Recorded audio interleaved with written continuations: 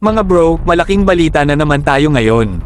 The US Coast Guard, through their Excess Defense Articles Program, EDA, ay nag-transfer ng mga barko sa iba't ibang foreign navies at coast guards. Pero ang pinaka-exciting dito, kasama tayo sa mga binigyan ng pabor ng mga tropa natin sa Amerika.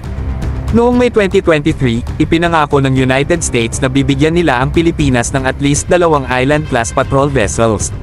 Mga bro, ito ay napagkasunduan ng parehong panig, at kasabay nito, nag-offer din sila ng 2 Marine Protector class patrol boats at 3 Lockheed C-130H Hercules aircraft. Imagine kung gaano kalaking tulong ito para sa ating Philippine Navy. Sana all, diba? Ngayon, ang tanong, ano ba ang impact nito para sa ating bansa? Simple lang mga bro, these patrol vessels and aircraft will significantly boost our maritime defense and airlift capabilities. Sa mga pagkakataong kailangan nating magpatrolya, lalo na sa mga territorial waters natin, mas magiging agile at equipped ang Philippine Navy. Pwedeng magbantay, mag-rescue, at mag-respond sa anumang threats or emergency sa karagatan natin. Isa pang exciting detail dito mga bro, itong offer ay dumating kasabay ng pagbisita ni President Bongbong Marcos sa Washington DC.